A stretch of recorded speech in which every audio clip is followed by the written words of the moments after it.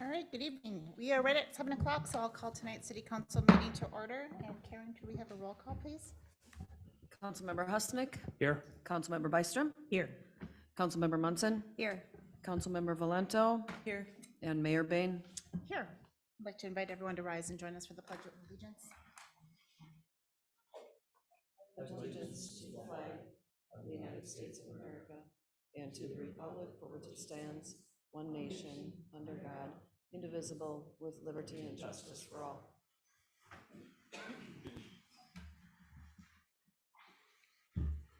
Council, we have an agenda before you this evening.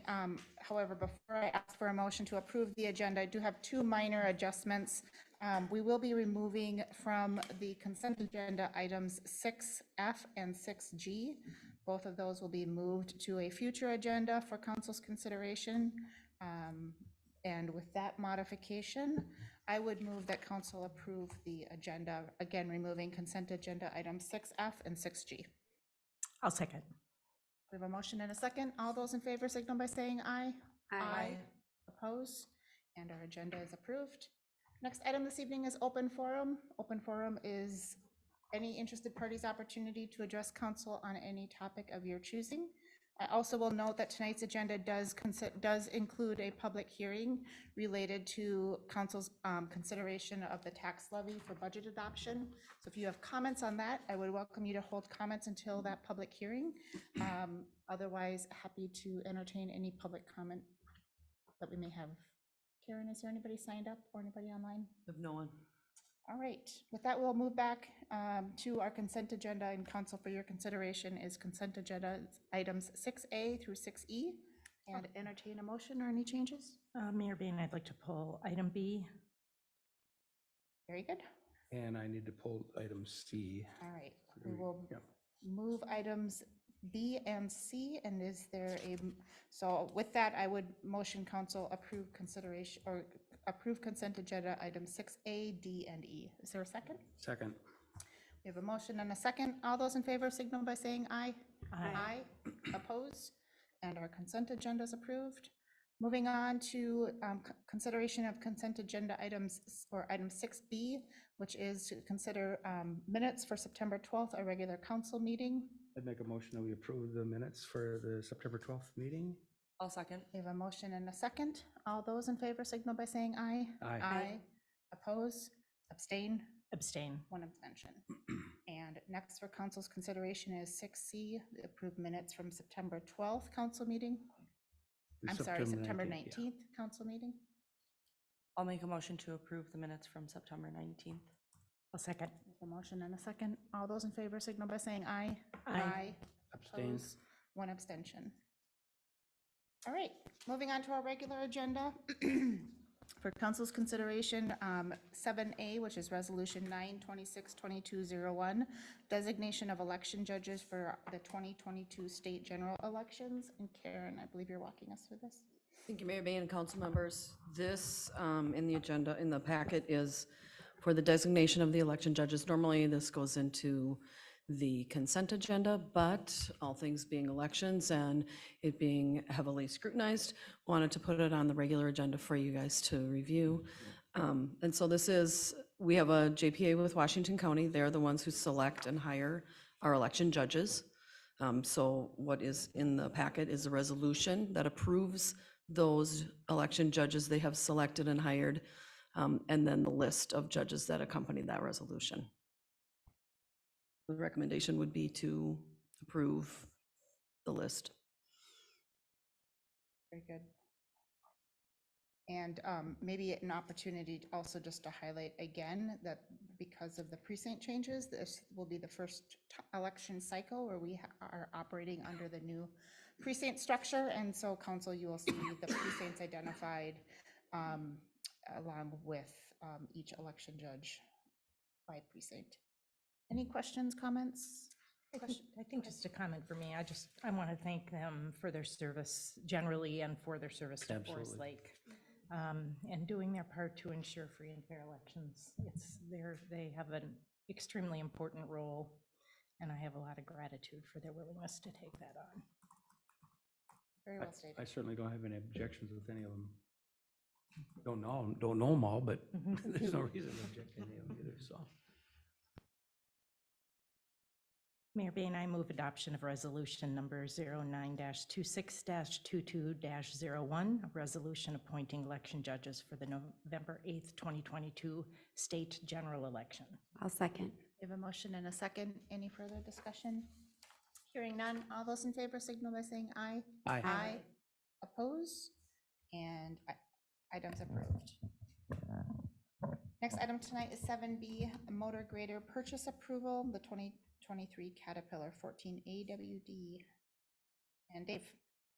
Good evening, Mayor and Council. I'm here tonight to seek approval to sign a purchase order for a 2023 Caterpillar 140 AWD.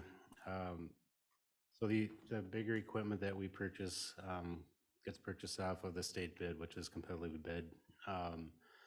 Unique thing is that the motor grader contract expires on September 30th, and the new contract starts October 1st. And in talking with the vendor, they're estimating that there'll be about a 10% increase due to supply chain and just inflation costs. So I'm here tonight just because of our current purchasing policy and that we technically haven't approved the budget for 2023.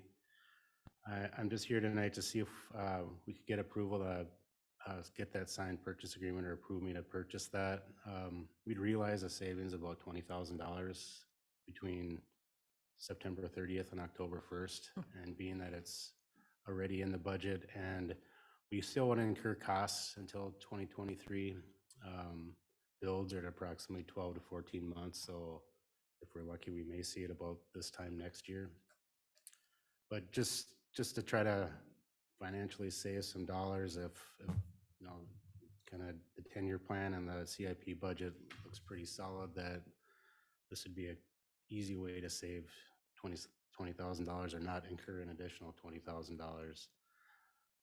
So with that bid, we'd basically be only $310 over the estimated CIP line item on that 401 fund, and then $20,000 over about a week from now. So I'm happy to take any questions, but that's basically what I'm looking for, is to sign a purchase order agreement, approval to sign a purchase order agreement for a purchase of that 2023 grader. One question, Dave, or Patrick. So this is a 2023 budget CIP item, and so the cash expenditure would not be until 2023 because that's when we take delivery. Is it considered then a 2023 budget expense as well? Yes, So it's budget there's no neutral budget in expense for 2020 22, no. 2022, okay. And there's no issue approving this before we approve budget, the levy? I don't believe there is any ramifications of you approving it today. I mean, it's a wise move at this point to save $20,000. If the budget has been, if you've seen the capital budget, unless there's a real objection to what the capital budget says and is going to project for the next few years, it should be okay, financially at least. It's just more of a procedural question for me. I don't have any Yeah, issue there's with no, I don't believe there's a procedural hurdle that can stop you, will stop you from approving this prior to. It's actually a purchase request. It's just when we pay for it, it's really what we're doing. I think it would be different as well if this was one of the pieces of equipment that we were discussing for bonding or getting a equipment certificate, but this would just be a pay-as-you-go. So I think that would maybe be a little different if it was one of the pieces of equipment for certificate. So Okay. $20,000 isn't insignificant for sure. yeah, I've been looking through the other ones on our CIP, and the plow trucks would be another, but we can't even get bids for plow trucks right now. They're telling us they won't even give numbers until January 1st. So I kind of looked through a bunch of our CIP items to see if there'd be any cost savings, but this would be the biggest one and the most damaging back the other way if we lost that 20,000. Because in all reality, I'd have to change our budget amount on October 1st to 220,000, because I know that would be the price then, so would it affect the levy in a week? I am deep in the weeds, but just something that stands out on me on the quote is the trade-in price. Are we seeing increased trade-in value on our equipment? And, because that's actually pretty, I mean, it's half of the purchase price. Massive. Yeah, our last grader we traded in, I think we got $40,000 for, Yeah, and this is 186,000. 186,000, so Wow. regular equipment's going up, but not as much as used. Used is actually probably going up higher, just like used cars are just going crazy, so we're realizing a pretty good trade-in on this too. Yeah, and I guess, and is that a quoted trade-in? Is that, Yep, so if we sign the purchase agreement, that would be locked in at that price, so it wouldn't change if we put another $500 on that grader between now and then. That price would be what we get for it. Wow.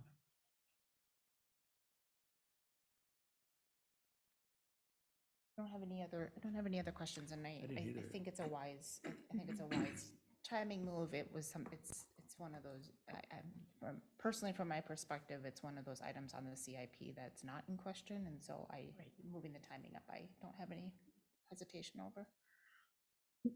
Are you ready for a motion? I am, unless there's other council discussion points.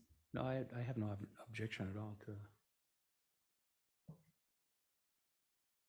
Mayor Bain, I make a motion to approve the purchase of the 2023 Caterpillar 140 AWD motor grader for $200,310. I'll second. A motion and a second. Any further discussion? Hearing none. All those in favor signal by saying aye. Aye. Aye. Oppose, and motion carries. Thank you. Okay, next is consideration of Resolution 926-2202, which is our adoption of our 2023 preliminary property tax levy. And Patrick. Yes, before you, as the mayor mentioned, is a resolution to approve the property tax levy. As you know, this is a requirement that we pass this by September 30th. It sets the levy for the 2023 year. However, it doesn't mean we cannot change the levy. It just means the levy can't go up. We can still, as we go forward with the budget process, reduce that levy, and we will try to do that if at all possible. Also, citizens and the council have noticed the council has gone through the entire budget at this point, gone through the general fund and all the funds related to the levy, the park dedication fund, 2 capital funds, the EDA, and the debt service. We've also presented the council and the community with the 10-year plan, which is based off this levy. So any adjustments will affect it minorly as we go forward. The original levy that we proposed when we issued the budget was an increase of 7.52%. We've made a small adjustment so far. We're recommending a total levy of $13,192,515, which is an increase of $913,815, or 7.44% increase in the levy. Again, just reminding all who are listening and are here in the room that this is the ceiling of a levy, and we can still possibly reduce that as more information comes forward through some of our labor contracts, through some of our state subsidies, and any other revenues that we may readjust when we get there.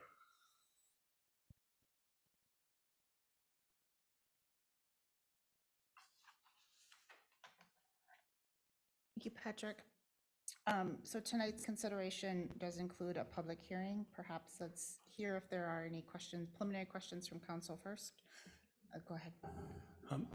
Your Honor, members of council, tonight is the approval of the preliminary levy and setting the public hearing for December for approval of the final levy. I am missing that. Thank you.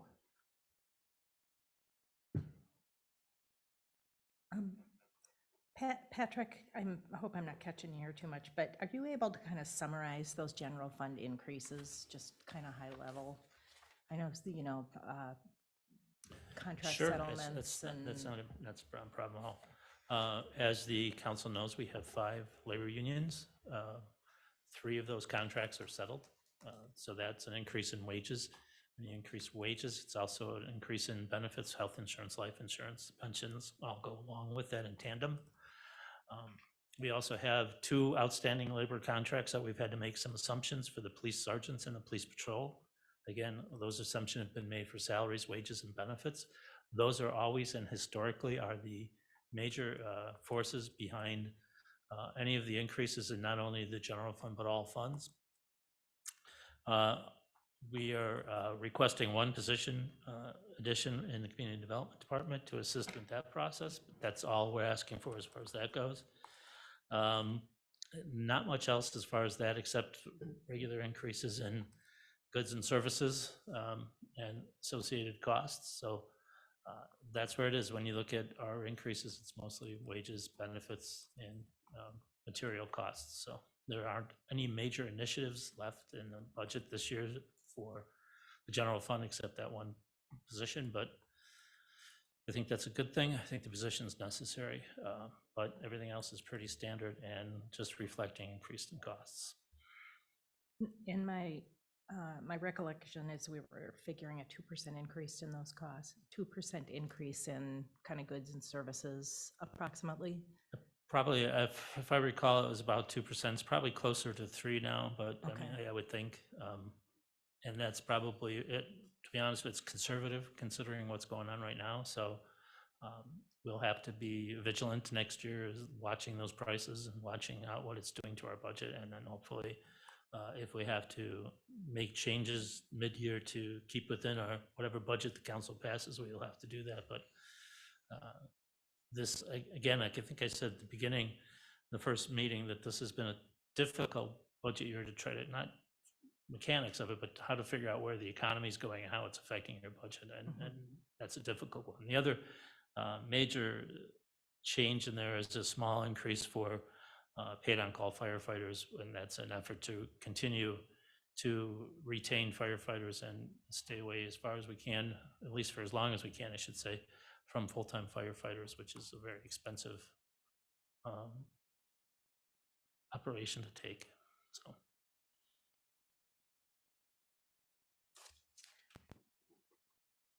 So I misspoke at the beginning of the meeting and said that there was a public hearing, and thank you for correcting me.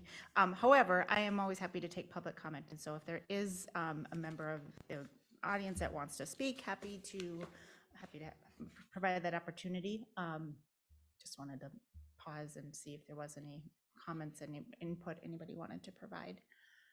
All right, we don't have to do a technical public hearing. That will be we will not miss that step in December.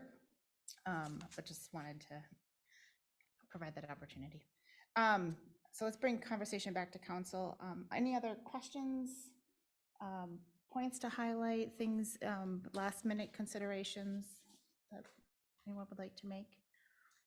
Do you have Kevin's tax increase chart? I do. Okay. Can you maybe summarize that as well? The impact? Yeah. Sure. As soon as I find it, yes. I wasn't sure if it was going to go up on the screen or. No, I don't have it up. I actually don't have my machine today, so hold on. It's. Are you referring to the tax rate? I've got a copy of it here that I copied from. Is it looking for? That's the one. Oh, got it.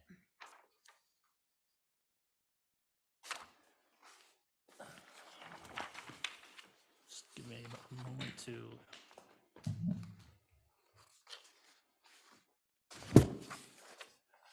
So, if you, Kevin provided you with a chart that showed two distinct things, and I'm not sure you're interested in both of those or just the first. Under the current levy, a home value with it of, for example, 250,000 would see a dollar increase of $115. 300,000 home would be $134. 350 would be $153 increase, and a $400,000 home of value would be $171 annual increase. That's if we remain at the proposed levy right now. Again, minor adjustments may make that lower. One of the things we did talk to the council about is historically for the last 10 years or so, you've been floating at a 40 to 41, 2% tax rate. Being that the reassessment was quite a bit high this year, it was about 26% reassessment. That lowered that tax rate to approximately 35%. One of the policy discussions we went over in one of the earlier meetings was, do we want to keep that at consistent to 40%? If we did so, that would generate an additional approximately $1.5 million to in the levies for us to allocate in a certain way, shape, or form, depending on what that, whether it's equipment, whether it was streets, things like that. If we were to keep that at approximately a 40% tax increase, the same $250,000 of valued home, instead of increasing by $115 as proposed, would see an increase of $225. A $300,000 home, instead of the $134 spoken, would increase to $270,000. A $350,000 home from the 153 to 315 annual, and the $400,000 value house would go from $171 to $359,000. Really, that was a policy question, just an informational thing to the council to determine if you wanted to try to keep that 40% tax rate the same. Understandably, that is quite an increase to the homeowners, but I mean, it's really based on what the assessment and the assessor did to the, not only to the homes in Forest Lake, but to the entire county, I'm sure. So, Madam Mayor, that was one of the biggest concerns that we heard during the comments at the Board of Appeals thing. You know, what's going to happen to our taxes just because of this? Because a lot of folks felt that was artificial. Sure. And in some ways it is. You know, it's just following inflation or whatever was going on at the time. It could, hopefully it's going to go back down again. And whenever, and so me personally, I would never support that this particular year. The 7.4% is even tough, knowing that, you know, people lost 10% of their buying power this year, you know, and they're the ones that pay the taxes. And I understand that we have issues here and things to pay for and all that, but we got to be thinking about our taxpayers too. So the 40% tax rate, this is one vote. I would not support that. So yeah, it's a difficult thing to consider, only because, like you mentioned, the next year or 2 years, if the housing market goes south a little bit, that assessment may reverse. And so then how do you get that back towards your 40%? You'd rather try to grow back into it than try to, if you're up at 45 or 50% because of the housing market crashed a little bit, to get that back to a 40%. So it's always easier to kind of scoot up than it is to cut. And that's, you know, you would, and when I say it's $1.5 million was what you would gain, well, consider if it was opposite, we'd have to try to compensate for $1.5 million in the budget, and that's a very, very large task to try to accomplish. Yeah, correct. yeah, so when I saw that, that was my biggest concern, because just a bit what the conversations we had at the Board of Appeals, it was the room was packed. Go ahead. I agree wholeheartedly, and personally, my response as folks were voicing concern about what their property values, what that would mean for their property values as far as tax increases, my response was, come back and see us during budget season in the summer and provide that feedback on what are we doing with the general fund levy, and are we continuing to maintain some level of fiscal conservatism? And yes, 7+% is a large number, but I think if it's balanced based on,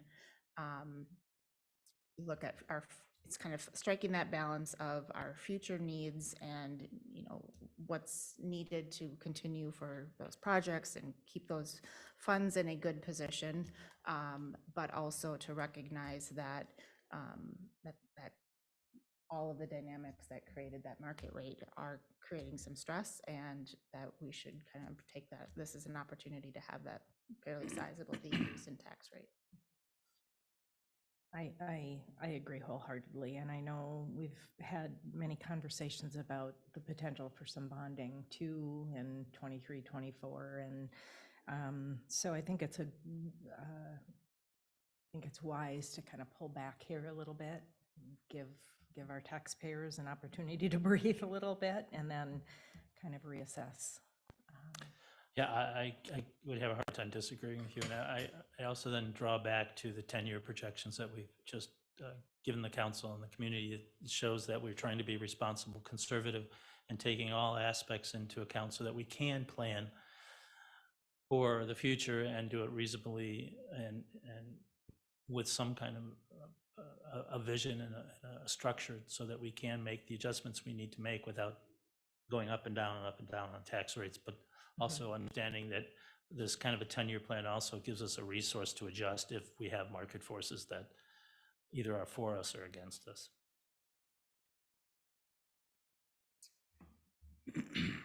Other points or questions? No question, but I would concur with what's been said so far. And I also I know we're not, this is preliminary, but I just want to thank the staff again for the very thorough presentation that you gave last week, and just getting this to a preliminary number, because it was a tough year to budget.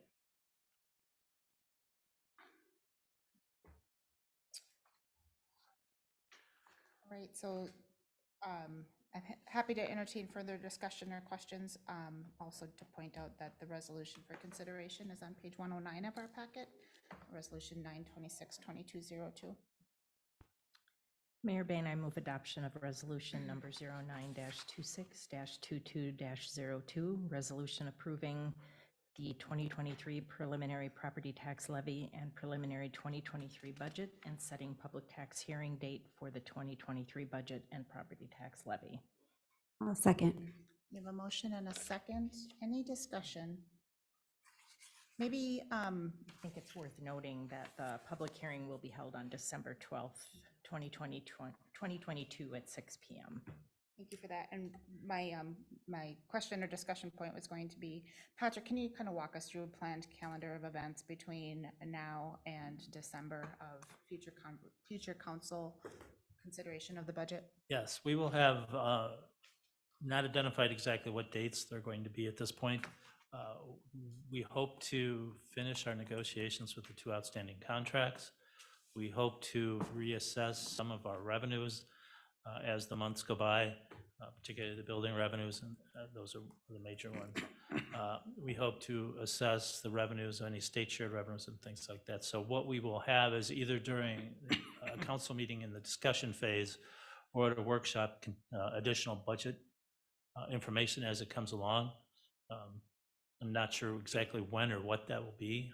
We have the labor are scheduled for a second meeting with the patrolmen are in October, around the 9th, I believe it is. And we're not scheduled with the sergeants until November. So after those, we will probably be talking to you publicly and in closed session about some of those contracts and some of those issues. We hope to have an amicable settlement on both of those fronts. We are also then awaiting the health insurance renewal. Markets are trending at the 15%. So we're hoping to get a better rate than that, or possibly look at changing the provider if that's necessary, but we haven't got that far. That is also due in October. So October is a pretty big month for some of that stuff. So we will be scheduling updates and presenting items as they come along to make adjustments to the budget, hopefully not higher ones, which I don't think that are going to happen, but hopefully maybe will come in some savings depending on what the results of some of those issues are. Council, there is a motion and a second on the table. Any further discussion? Hearing none, all those in favor signal by saying aye. Aye. Oppose, and motion carries. That brings us to the end of our planned action agenda this evening, and we do not have any planned workshop topics, and so we will move right into staff updates. And Karen. Thank you, council member.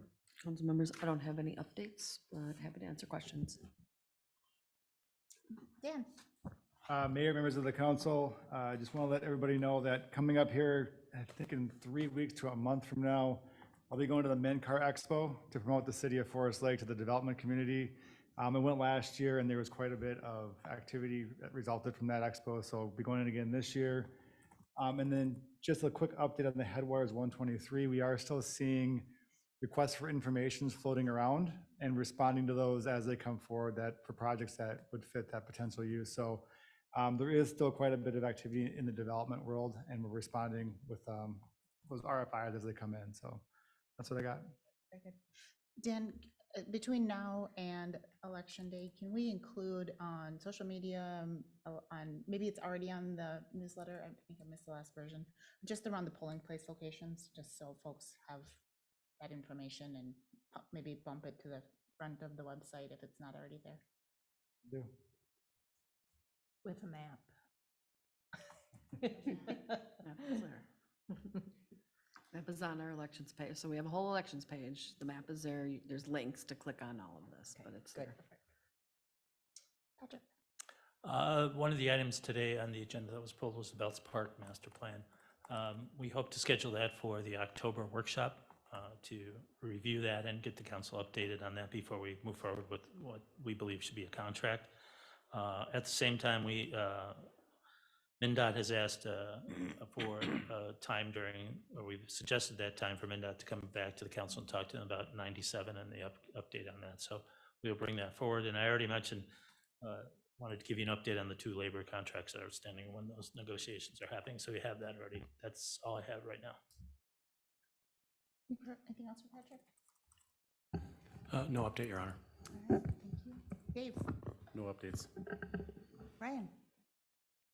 Mayor, City Council, just some additional information with the Highway 97 project that MnDOT's planning for 2025 construction.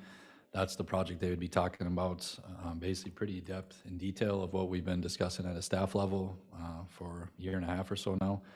So if you got any questions prior to going to that council or see anything that you guys want to talk about, feel free to reach out so you guys are informed and know what you're looking at, and how detailed this conceptual geometric layout really is going to be. That's going to be presented to you guys at that workshop.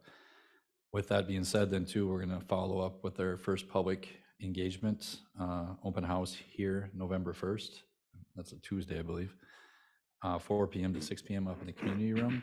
So this will be the first time that the public will see this concept. This is it's going to be a great safety improvements, and with that, there's going to be a lot of questions and concerns. So just want to make sure you guys are ready for that November 1st public engagement open house for the Highway 97 project that's planned for 2025 construction. 4 p.m. to 6 p.m. MnDOT will be here as early as 3 p.m. to start setting up for that. So if you want to get here early to that day and ask some questions, prior to the crowd arriving, you most certainly could do some of that too. Are we, do they send specific invites to specific neighborhoods that are impacted, or businesses? They'll reach out with their communications, and then they'll also work with the city on getting stuff posted upon our social media stuff as well, just like we did with Washington County's items. That was what I wanted to make sure of. We had nice attendance at that event, so very good. And you said in the community room? Correct. Okay. Anything else for Ryan? Chief Peterson. The only item I have for you tonight is October 5th is going to be National Coffee with a Cop Day, and Keys Cafe and Bakery is going to be hosting that for us between 9 a.m. and 11 a.m. And we always try to have, anywhere from 3 to 4 Coffee with the Cops throughout the year. And we always try to support our local businesses. And this time it's Keys Cafe. So hope to see people there. It's a good way to engage with the community, meet some of the police officers that work in the community here and get to know them. and also to ask any questions that they may have for us. Other than that, nothing else to update you with unless you have questions for me. October. October 5th, Wednesday. You said 9 to 11, Chief? Yeah. Okay. Thank you. Any questions for Chief? Chief Newman. Mayor, members of the council, I've got a lot of updates today. Next Thursday, the 29th, we have a joint fire board meeting here at Station 1. We will be covering a variety of topics. The main topic will be approval of engine 1 replacement. Once it works its way through joint fire board, it will be brought forth to the council for discussion. Second week of October, we have National Fire Prevention Week that runs October 9th through the 15th. During this week, we do fire station visits. We do a program for daycares and schools, preschools through 2nd grade. We will, during that week, talk to between 1,500 and 2,000 preschoolers to 2nd graders. Our open house is scheduled for Saturday, October 15th from 10 to 1 p.m. here at the fire station. We will have police, fire, EMS. We'll land a helicopter. We'll demonstrate an auto extrication, and we'll burn a car. All those things are demonstrated purposes. It's a full agenda. I'm coming. Are good, good public relations. 5 years ago, we started hands-only CPR in the community to teach residents how to respond to sudden cardiac arrest. Sudden cardiac arrest affects everybody from senior citizens to infants. And teaching the public how to respond to that has shown that it does save lives. When we started that program, it was a partnership between police, fire, and the Forest Lake Lions, who had purchased all the equipment with the mannequins and AEDs and equipment that we would need to teach the public on how to do that. Since we started that, even with COVID, we have taught over 3,000 residents in Forest Lake. This year, we have stepped it up. And so starting this week, or the next couple of weeks, we start with the Forest Lake Hoops Clubs. All flock coaches in Forest Lake will go through this program: football, volleyball, basketball. We'll do a lot of organizations like Forest Lake Masonics Lodge.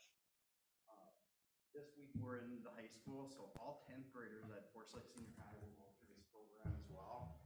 And we have other programs set up for bars, restaurants, manufacturers, churches, schools, businesses, and as well as classes that are open to the public.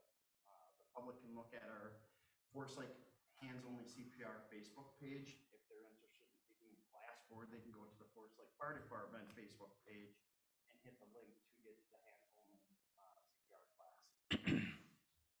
Last of all, Sunday, September 17th through September 24th, I was on vacation, and it was extremely busy for the fire department. We had 20 calls in that 7-day stretch, 2 structure fires in Forest Lake, 1 structure fire in Hugo, a search and rescue in Columbus, 1 vehicle accident with ejection, fire alarms, medicals, gas leaks, and various other calls. So it was a busy week for them last week. No injuries.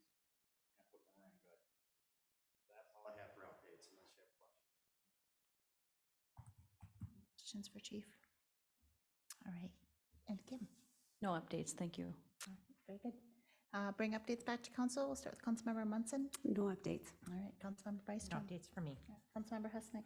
Me either. No updates tonight. Councilmember Valento. No updates from me tonight. I also don't have an update tonight, other than just personal note, had the unfortunate opportunity of seeing the fire department in action on Thursday night, and just, man, you ever have to call or have a friend that has to call 911, you just want nobody other than these guys responding, so thank you. Much appreciated. With that, I will entertain a motion to adjourn. So moved. I'll second. We have a motion and a second. All those in favor signal by saying aye. Aye. Oppose, and we're adjourned. Thank you all.